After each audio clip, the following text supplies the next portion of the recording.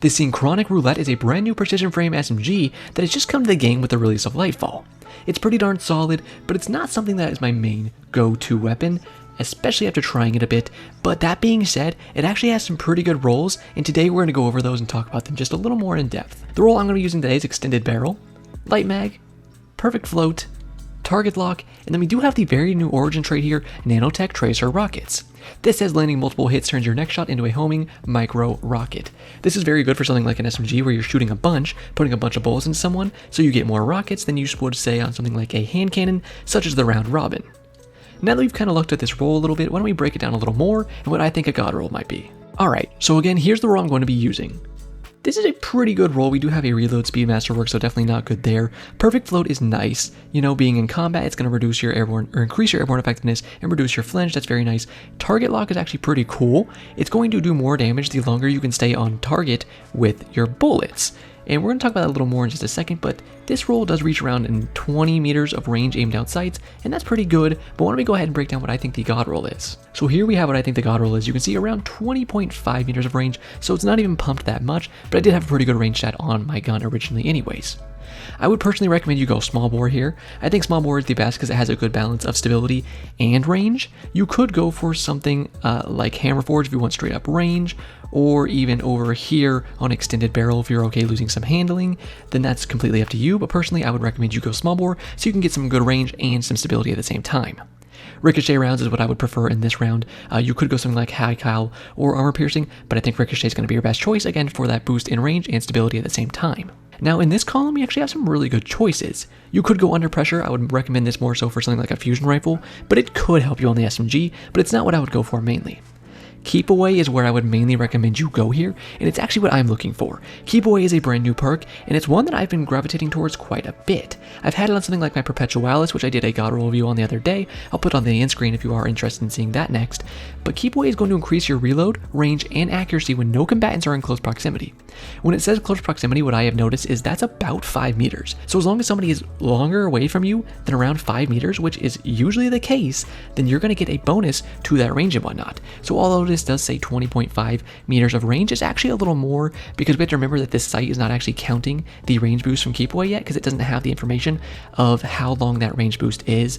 But I will say it's probably at least an extra meter, if not a little more of range. Envious Assassin is a new trait here. It's just not very good, so we're not even going to waste too much time on it. Slick Draw is something I would never recommend just because it really ruins your auto-aim cone size there, and it's just not worth it. Perfect Float is another great choice, and if you want to go for it, I think it's an awesome thing to do. So it says being in combat for a moderate time increases airborne effectiveness and reduces flinch until you're out of combat. That's very good, obviously, mainly for the flinch, but if you are an in-air player, then this could be quite effective, although you're not going to be in air too much with an SMG, but it could come in handy. You can see that bumps all the way up to 63 on the airborne effectiveness, and that's pretty dang solid. Now the flinch reduction is mostly what I'm talking about here. It's very effective there, and that's what I would go for. If you do want this perk, if you do want to reduce your flinch, that's what I would say to go for.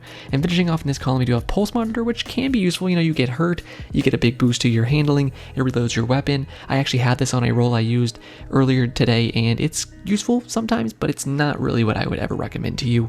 So again, in this column, go for Perfect Float, or Keep Away, depending if you think you want the range boost or if you want the flinch reduction. That's completely up to you, but one of these is going to be your go-to in this column. For the next column here, we have some interesting choices. First of all, we have Hatchling, a very new trait here. When you get a Precision Final Blow, it's going to spawn a little threadling. It's a pretty fun perk, not what I would recommend on this SMG, but it can be fun. Elemental Capacitor here is something I want to talk about because you can see I'm running Void, but you obviously have a bunch of different boosts depending on what you're running. This can give you a large stability boost, a large handling boost, airborne effectiveness, whatever you might want. You just change your subclass to meet with that. I think this can be a very good choice for this column, but it was not the best choice in my opinion. That would probably go to Kill Clip if I had to be honest with you. I think Kill Clip is very solid. Of course, if you're getting those kills, especially so, because the next person you go on is going to get absolutely shredded. Kill Clip is what I would honestly recommend as the god roll right here. And these 4 things right here is what I would recommend as the god roll to you. Keep Away, over Perfect Float. But again, Perfect Float can be substituted in for Keep Away. That's just up to personal opinion. Now after that, we have Cascade Point. I'm not really going to touch on this because I don't think it's that good. Final Blows are sustained precision hits with another weapon increase this weapon's rate of fire. So, I mean, you could do something with that if you want to make a fun build, you know, shoot someone up with a trace rifle from far away and then switch to your SMG and shoot really fast. Could be kind of funny. Like, you could do some goofy stuff with that, but it's not, in my opinion, quite what you're looking for. Down here, Pugilist, final blows of this weapon generate melee energy, so that's could be kind of nice if you want to do a melee-centric build, but dealing melee damage briefly improves this weapon's handling, which is kind of nice. This is actually pretty nice on something like a sidearm. On an SMG, it could be pretty solid too, but honestly, I would not go that over kill clip at any point.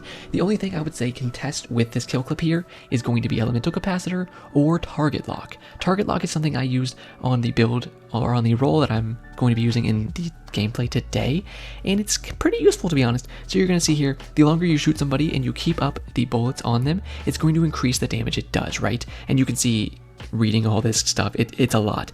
But essentially what I've noticed, by the time you finish killing someone, usually it's going to increase the body shot damage or the headshot damage you are doing to them by 2 extra damage per bullet. At least that's what I've noticed for the most part. So it can be pretty solid, and it does let you kill the target with a few less bullets than you would necessarily need without target lock.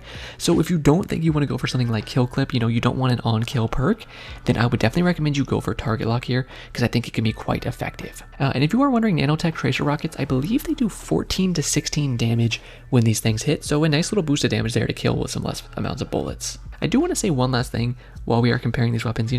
This is a precision frame SMG, right? Yet it only gets around like 21.5 to 22 meters of range with keep away on it, right? And all this god roll with keep away, with a range masterwork and all this. But something like my god roll funnel web that I have here reaches 22 meters of range, and this is a lightweight frame, which I think are just way better. So it's kind of weird to me that these are supposed to be precision frames.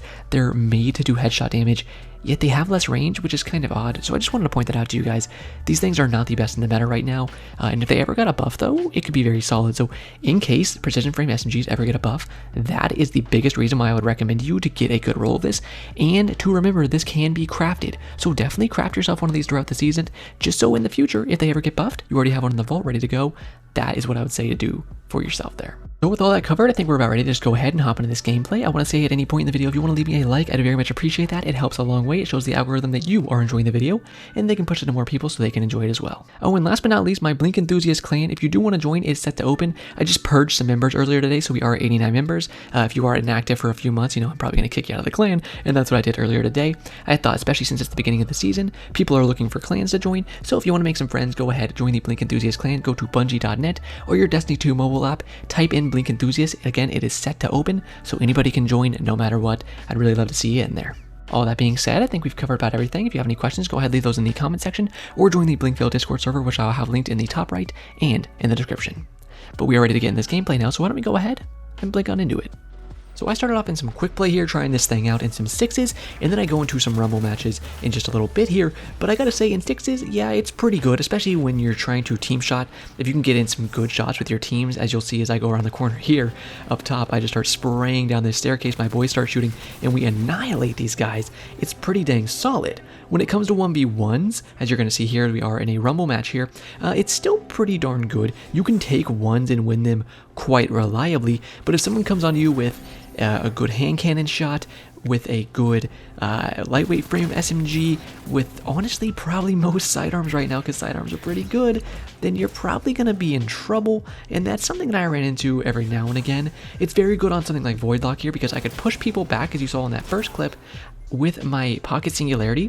Once they were floating in midair, just kind of spray them down really quickly, and that helped a lot. Without that, you can do other things like this right here, throw an axiom bolt to this guy to make him kind of run away, reposition, and then I go onto him with the SMG here and try to take him out. This thing has a nice feel to it, in my opinion. It feels like it's doing the damage it should be, but I will say I think the servers have been quite laggy for me since the season started, which I expected them to be. The start of the season is always just a laggy time for servers, and this season has been no different. No kind of stranger to that phenomenon, which has been kind of annoying, because I feel like half my shots sometimes when I would start shooting this thing, people would just be going through them. I would just get so many ghost bullets, and that made me not like the gun as much, but for the most part, it usually felt pretty darn good. I felt like when I was beaming somebody, when I got these shots on their head, it was doing the damage it was supposed to. You can actually see here when I do start getting some kills with this target lock on people, how much it's actually doing. Watch this guy up here, you're going to see, starts at 24 to the head, and by the end of that burst there, it was doing 28 and 29 as critical damage. Now, it seemed like it only really did 28 or 29 damage to that guy's head when it was like the last, I don't know, 5, if not like 3 bullets. but you gotta say that's a pretty good tick up right there. Again, especially if you were doing something like team shotting, then that damage is going to add up pretty quickly.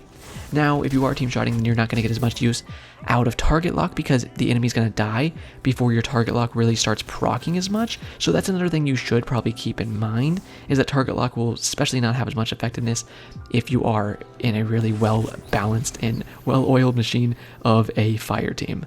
Finishing off this match here, you can see this guy's coming around the corner. I was like, boom, baby, shake it out of your noggin, because I just exploded it into the next dimension. Blink into the next and last few clips that I have for you guys here. Or actually, oh yeah, this one was another 6v6 game, and the match kind of sucked because it was Wormhaven, but this first clip was good because I started throwing out an Axiom Bolt here and start spraying these guys down. I gotta say, for the reticle on this thing, you can see it's pretty solid. It's a red dot sight, which seems to be a very common theme with every new weapon this season, including Season of Defiance weapon and Lightfall weapons. For some reason, Bungie just like had an absolute, you know, little stiffy when it came to red dot sights this season, because they just put them on like every single weapon, which is fine to me because I personally like red dot sights a lot, you know? I feel like they help me hit my shots quite a bit. I do like something like Ikelos type weapons that have those more open reticles, but I like red dots a lot, and they feel good on this weapon. It feels good, you know, your aim feels solid with the red dot, but it's just kind of weird that they gave red dot sights to like literally every single weapon for the current season and for the Lightfall DLC weapons. You think they would have switched up a little bit, maybe make a little something more unique, but that's just kind of what they chose to do, so I guess we kind of have to get along with that, but keep that in mind that this is what the reticle is going to look like. If that's something you like, then probably pick up this gun and have a fun time with it, but if you are not someone who very much likes red dot sights, then I can't recommend this gun to you very much because it's not going to feel too great for you. We are getting to the last few clips here, so I want to say thank you guys so much for watching. Again, if you do want to leave me a like, I very much appreciate that. And if you want to subscribe, I'm going to have a lot more Lightfall content coming out to you guys, as much as I can get out per day. Some double uploads, some triple uploads sometimes. I had a double upload yesterday, just having fun making some content on the stuff that I enjoy. And I'm definitely going to be doing some more comp, and I'm actually doing a comp series this season where I'm using only off-meta weapons, you know? I'm just having fun with comp, and I'm going to try to climb up the ladder, sure, but I'm going to do it with fun. I think I might even use like Fourth Horseman or something. One of my puffer people, which is the join button below the video if you want to check out what my puffer people are, suggested that to me. So I was like, you know, maybe I'll pull that out, at least try it a little bit. So we'll see, but I will also have some more God Roll reviews coming to you guys for these new weapons very soon. Anyways, I really appreciate you guys. I'll let this last play out for you guys. And as always, have a great day, Guardians.